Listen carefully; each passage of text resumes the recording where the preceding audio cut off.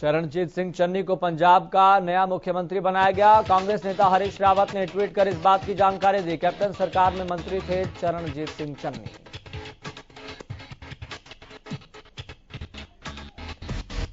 कांग्रेस के राष्ट्रीय महासचिव रणदीप सुरजेवाला हिसार जिला परिषद के पूर्व चेयरमैन बृजलाल के दिवंगत पिता को श्रद्धांजलि देने बहबलपुर पहुंचे। सुरजेवाला ने दिवंगत आत्मा को याद कर उनको श्रद्धा सुमन अर्पित किए।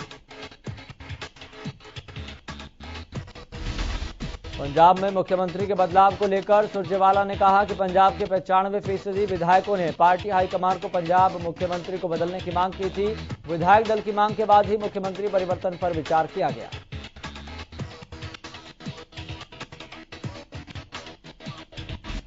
वहीं पंजाब में नए मुख्यमंत्री को लेकर सुरजेवाला ने कहा कि पंजाब में अनुसूचित जाति पिछड़े वर्ग से कोई मुख्यमंत्री नहीं बना था। कांग्रेस ने चरणजीत सिंह चन्नी को मुख्यमंत्री बनाकर साबित किया कि वो गरीब कमजोर वर्ग को सशक्त करने को लेकर प्रयासरत है।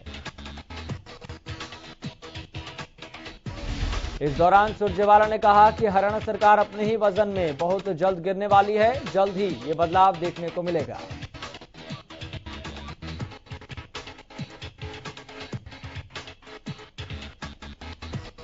उपराष्ट्रपति वेंकैया नायडू और मुख्यमंत्री मनोहर लाल ने रविवार को गुरुग्राम के सेक्टर 44 में सर छोटू राम के लेख और भाषणों पर आधारित पुस्तकों के 5 संस्करण का विमोचन किया। इस मौके पर वेंकैया नायडू ने कहा कि सर छोटू राम के बारे में युवा पीढ़ी को जानना जरूरी है। उनके विचारों का संकलन कर प्रदेश सरकार ने सराहनीय कार्य किया है।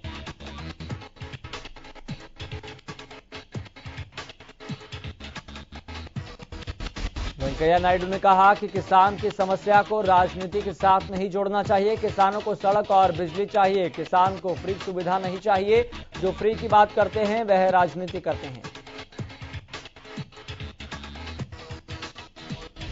सीएम मनोहर लाल ने कहा कि दीन बंधु सर छोटू राम की जीवनी, उनके विचार हमारे लिए महत्वपूर्ण है। वह समाज सुधारक थे। उन्होंने किसानों की बेहतरी के लिए काम किया।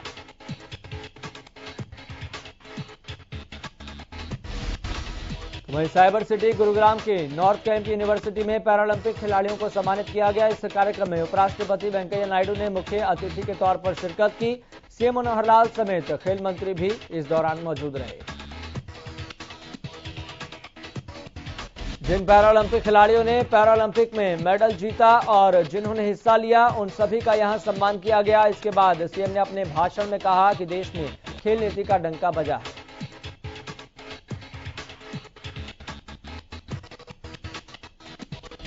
पैरालंपिक हो या फिर ओलंपिक, खिलाड़ियों ने पिछले सारे रिकॉर्ड तोड़ दिए हैं। सीएम ने आगे कहा कि इस बार हरियाणा में खेलो इंडिया का आयोजन किया जा रहा है, जिसकी तैयारियां भी जोरों से की जा रही है। सीएम ने कहा कि खिलाड़ियों के लिए इस बार ये भी तय किया गया है कि खिलाड़ी अपने घर पहुंचेंगे, उससे पहले राशि उनके खाते में पहुंच जाएगी। इसके लिए बैंक से भी बात की गई है कि छुट्टी के दिन भी कुछ समय निकालकर खिलाड़ियों के लिए ऑनलाइन ट्रांसफर किया जाए।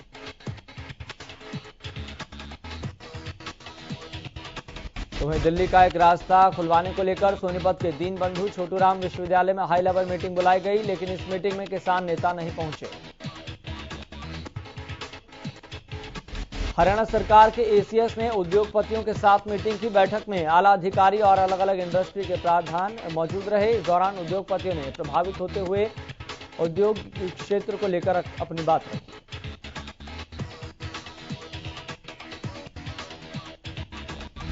बैठक खत्म होने के बाद जहां उद्योगपतियों ने बैठक को सकारात्मक बताया, तो वहीं हरियाणा सरकार के एसीएस राजीव अरोड़ा ने कहा कि सुप्रीम कोर्ट की गाइडलाइंस के मुताबिक ये मीटिंग बुलाई गई थी। इसी के साथ ही एसीएस राजीव अरोड़ा ने बताया कि स्थानीय स्तर पर रुकावटों को दूर कर जल्द ही रास्ता निकाला जाएगा। उन्होंने कहा कि अगली मीटिंग के लिए लोकल स्तर पर दोबारा किसान नेताओं से बातचीत कर फैसले लिए जाएंगे।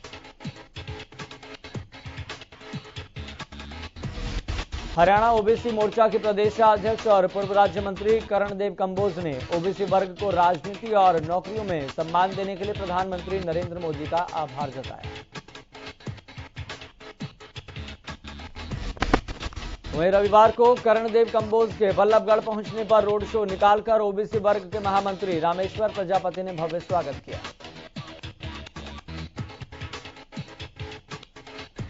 इस मौके पर करणदेव कंबोज ने कहा कि जिस तरीके से गुजरात मंत्रिमंडल में ओबीसी वर्ग से मंत्री बनाए गए हैं, केंद्र में भी मंत्रिमंडल विस्तार में 18 मंत्री ओबीसी वर्ग से बनाए गए हैं, जिसे लेकर ओबीसी वर्ग में खुशी का माहौल है।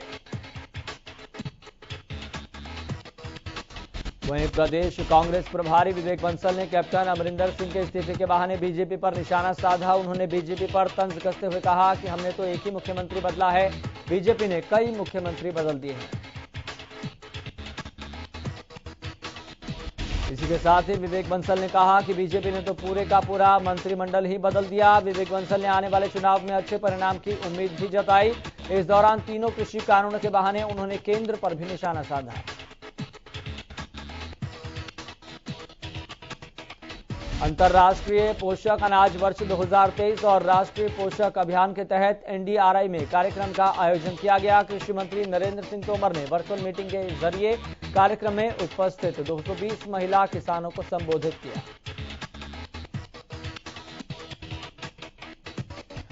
महिला किसानों को संबोधित करते हुए एनडीआरआई के निदेशक ने कहा कि मोटे अनाज पोषण का सस्ता और सुगम विकल्प है। गेहूं और धान के उपयोग की वजह से मोटे अनाज का प्रयोग कम हुआ है, जिससे अनाज के मिलने वाले पोषण का स्तर कम हुआ।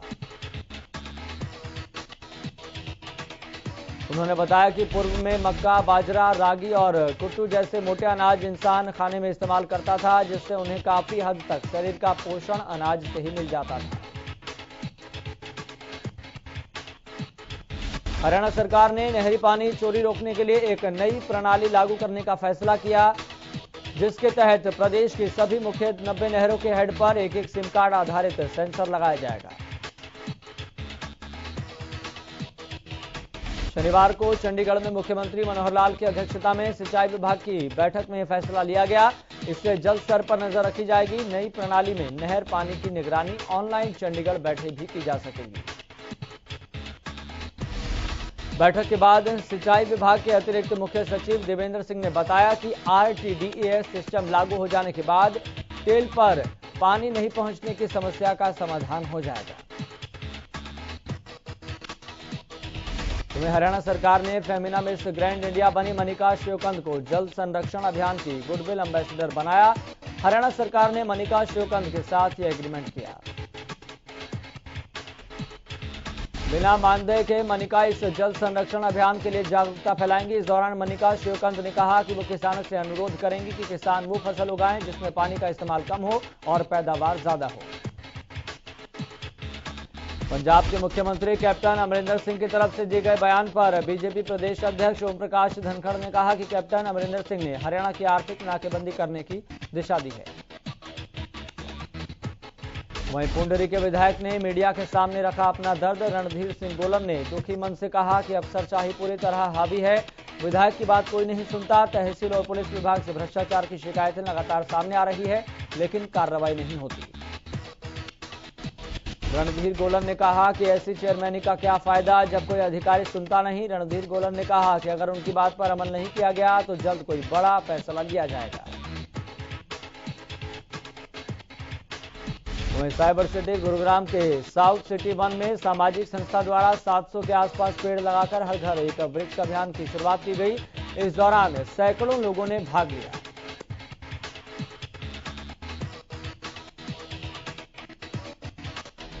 हरियाणा में महिला कांस्टेबल के लिए 2 दिवसीय परीक्षा आयोजित करवाई गई, जिसके तहत रविवार को अंबाला की सड़कों पर भारी ट्रैफिक देखने को मिला। परीक्षा केंद्रों के पास धारा 144 लागू की गई थी।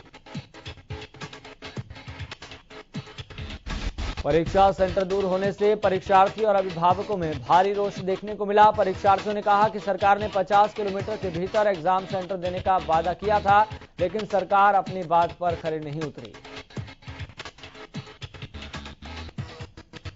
सामाजिक संस्था के संस्थापक संदीप खांडा ने बताया कि शहर की आबो हवा को स्वच्छ बनाने के लिए ज्यादा से ज्यादा पेड़ लगाने का काम किया जाएगा।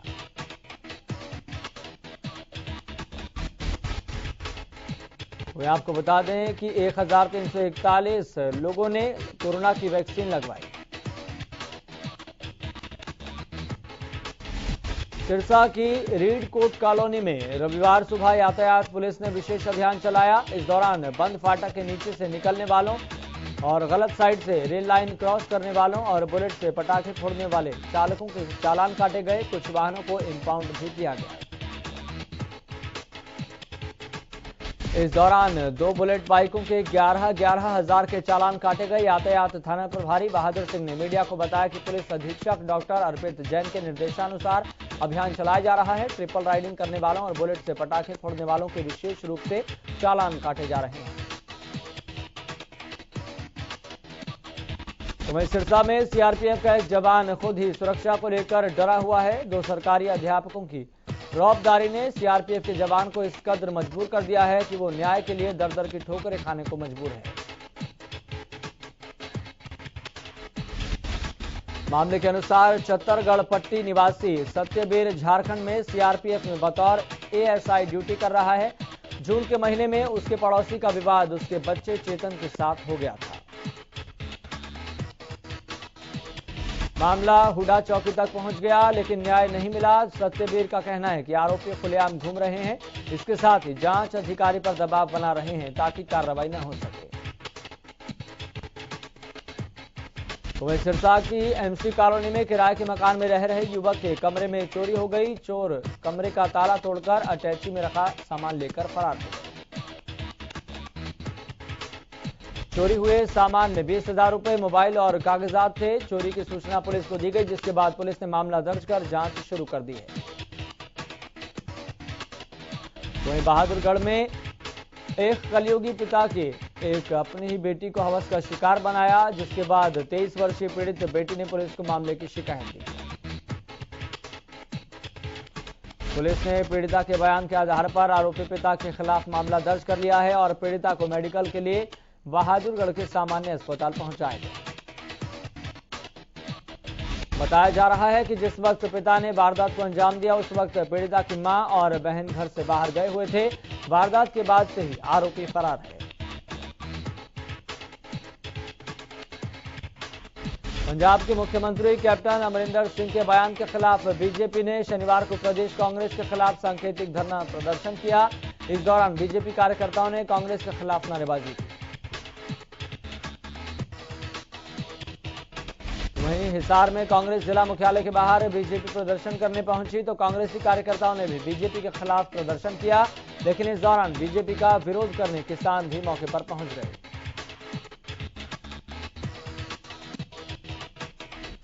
वहीं रोहतक में पूर्व मंत्री मनीष ग्रोवर की अगुवाई में बीजेपी ने प्रदर्शन किया। हालांकि प्रदर्शन करने वाले बीजेपी के नेताओं को पुलिस ने बैरिकेड लगाकर रोक दिया। मनीष ग्रोवर ने कहा कि कांग्रेस का शुरू से कल्चर रहा है कि जब भी जनता उन्हें वोटों से हराती है तो वो लाठी डंडों और तलवारों से हमला करते हैं। प्रशासन के रोकने पर उन्होंने कहा कि ये उनका काम है। कैथल में रविवार को नगर परिषद कर्मचारी और फायर ब्रिगेड के कर्मचारियों ने नगर परिषद के बाहर नारेबाजी की। भारी संख्या में कर्मचारी इकट्ठा होकर करनाल करेंगे रैली और सीएम आवास का घेराव भी करेंगे।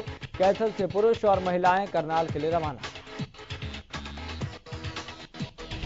कर्मचारी ने कहा कि सरकार से बात करने की कोशिश लगातार जारी है। सरकार कर रही है उनकी अनदेखी। कर्मचारी ने सरकार को चेतावनी भी दी है। बहादुरगढ़ की सब्जी मंडी में रेहड़ी लगाने वालों का मार्केट कमेटी के खिलाफ धरना दूसरे दिन भी जारी रहा। यहां उन्होंने मार्केट कमेटी के अफसरों के खिलाफ जमकर नारेबाजी की। सब्जी मंडी में रेहड़ी लगाकर अपने परिवार का भरण पोषण करने वाले लोगों को मार्केट कमेटी ने रेहड़ी लगाने से साफ मना कर दिया है। मार्केट कमेटी ने सभी वेंडरों को फीस जमा करवाने के आदेश दिए हैं और फीस नहीं जमा कराने तक रेहड़ी लगाने की मनाही रहेगी। वहीं कालांवाली को नगरपालिका कालांवाली से जोड़ने की प्रक्रिया शुरू हो गई है, जिसको लेकर शनिवार को एक पंचायत भी बुलाई गई, जिसमें निर्णय लिया गया कि गांव को पंचायत ही रखा जाए और नगरपालिका के साथ न जोड़ा जाए। पंचायत की अध्यक्षता पूर्व सरपंच प्रतिनिधि अपजीत सिंह और सत्ता चहले की। इसी बीच ग्रामीणों ने एकजुट होकर फैसला लिया है कि वह हमेशा एक साथ रहेंगे और इसका विरोध भी करेंगे।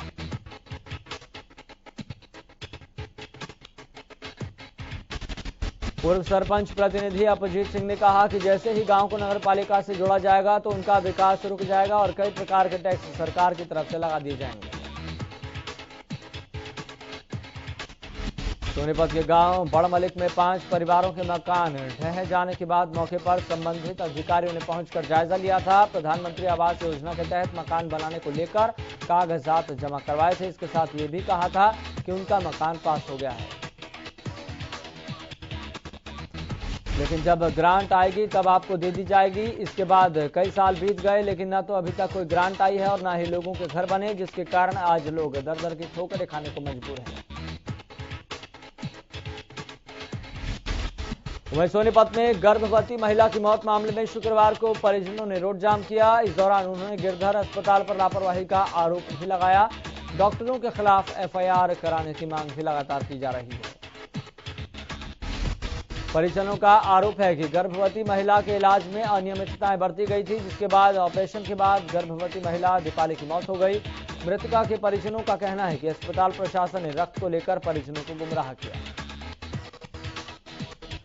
उनका आरोप है कि ब्लड बैंक से रक्त लाने वाली स्लिप पर भी अस्पताल की स्टैंप और सिग्नेचर नहीं था। मौके पर पहुंची स्थानीय पुलिस ने परिजनों की शिकायत पर कार्रवाई का आश्वासन दिया। उधर डॉक्टर्स का कहना है कि मरीज की हर स्थिति से अवगत करवाया गया था। 4 डॉक्टर्स की टीम ने गर्भवती महिला को बचाने की कोशिश भी की थी, लेकिन गर्भवती महिला का केस काफी सीरियस था। डिलीवरी के बाद चेकअप कराने गई महिला के परिवार के साथ अस्पताल कर्मियों की ओर से मारपीट और जान से मारने की धमकी देने का मामला सामने आया। तो वहीं पृथला के सीकरी गांव के काजल नर्सिंग होम में डिलीवरी कराने के बाद पीड़ित महिला ने बताया कि उनकी डिलीवरी में अस्पताल के कर्मचारियों ने काफी लापरवाही बरती और डिलीवरी करने के बाद उनको कम से कम 10 इंजेक्शन लगा दिए गए। महिला की माने तो उनके परिजनों ने जब अस्पताल कर्मियों से इस मामले में पूछताछ की तो अस्पताल कर्मियों ने उनके परिजनों के साथ हाथापाई की और जान से मारने की धमकी भी दी। ये घटना अस्पताल में लगे सीसीटीवी कैमरे में कैद हो गई। वहीं अंबाला कैंट सिविल अस्पताल में होम्योपैथिक, यूनानी और आयुर्वेदिक की ओपीडी है। इसमें से होम्योपैथिक और यूनानी की ओपीडी काफी लंबे समय से बंद पड़ी है, जिसके चलते मरीजों को निजी चिकित्सकों से इलाज करवाना पड़ रहा है। यूनानी ओपीडी चलाने के लिए विभाग ने पहले एक महिला डॉक्टर को डेपुटेशन पर बुलाया था, लेकिन डेपुटेशन पीरियड पूरा होने के बाद उसे फिर रिलीव कर दिया गया। पिछले साल कोरोना के चलते इन ओपीडी को बंद कर दिया गया था और सभी डॉक्टरों की ड्यूटी कोरोना में लगा दी गई थी। अब जल्द ही सप्ताह में 2 दिन मंगलवार और शुक्रवार के लिए होम्योपैथिक ओपीडी शुरू कर दी जाएगी। हिसार से चंडीगढ़ रूट पर पिछले 7 साल से बंद सरकारी लग्जरी बस सेवा एक बार फिर से शुरू हो गई है। पहले की तरह इस बार भी इसका किराया सामान्य से 2 गुना रखा गया है। बस में यात्रियों को एसी, मोबाइल चार्जिंग, बेहतर सीट की सुविधा मिलेगी। ट्रायल के तौर पर फिलहाल एक ही बस को इस रूट पर चलाया जा रहा है। हिसार से चंडीगढ़ तक का बस का किराया 510 रुपए होगा। इससे पहले 2012 में हिसार से दिल्ली और हिसार से चंडीगढ़ रूट पर लग्जरी बसों को चलाया गया था, लेकिन ज्यादा मेंटेनेंस खर्च और कम आमदनी के चलते 2 साल बाद ही इनको बंद कर दिया गया था।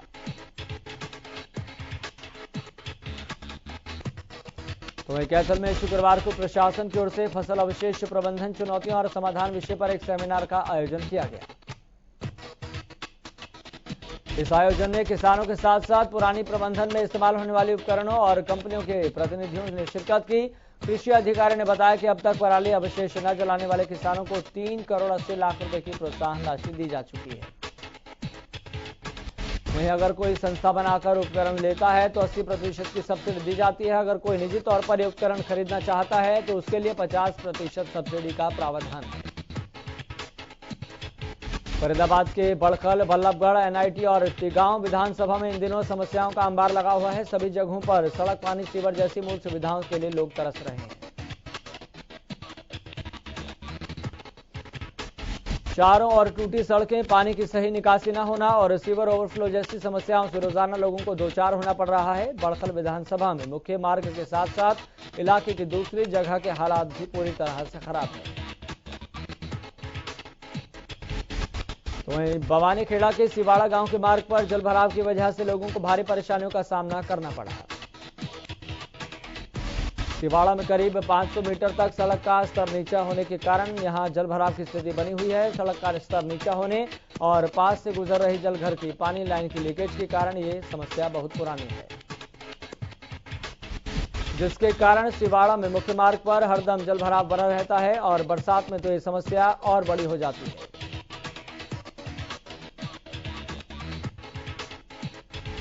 वहीं कई दिनों से हो रही बारिश से गोहाना के कथुरा गांव में बने स्टेडियम में पानी निकासी की व्यवस्था नहीं होने से 2 से 3 फीट तक पानी खड़ा हो गया है। ग्रामीणों ने बताया कि उनके गांव को राज्यसभा सांसद रामचंद्र जांगड़ा ने गोद लिया हुआ है, लेकिन उनके गांव के हालात बदतर होते जा रहे हैं। गांव में बने खेल स्टेडियम में पानी बना हुआ है,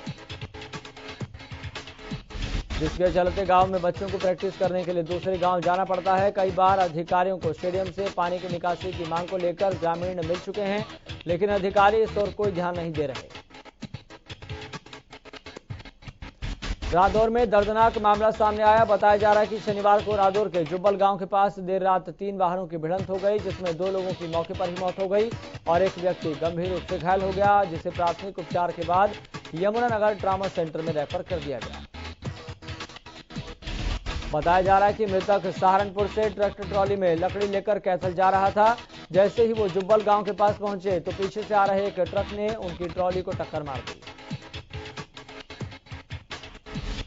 टक्कर लगने के बाद ट्रॉली पलट गई। इस हादसे में ट्रैक्टर सवार फैजान और फरमान की मौके पर ही मौत हो गई और एक व्यक्ति गंभीर रूप से घायल हो गया।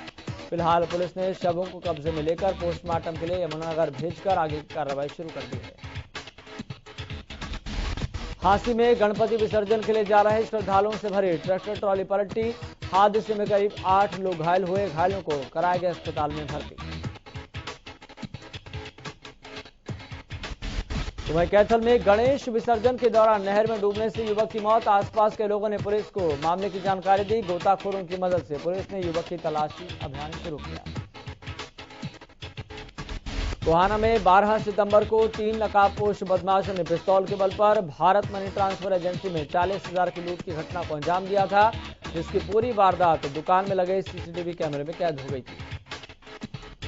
पुलिस ने इस मामले में दुकानदार के बयान पर 3 आरोपियों के खिलाफ मामला दर्ज कर एक आरोपी को पकड़ लिया है और सिटी थाना पुलिस ने बाकी दोनों मुख्य आरोपियों को भी पकड़ने में सफलता हासिल की है। सिटी थाना के एसएचओ ने बताया कि पकड़े गए 2 आरोपियों पर पहले भी लूट, डकैती और चोरी के मामले दर्ज हैं और शुक्रवार को दोनों आरोपियों को अदालत में पेश कर रिमांड पर लिया गया। पानीपत के बाबतपुर गांव की मंडी के पास एक अज्ञात युवक का शव बरामद किया गया। मृतक युवक के शरीर पर चोट के दिखाने के निशान भी देखने को मिले। युवक की हत्या की आशंका जताई जा रही है। पुलिस मामले की जांच में जुटी है।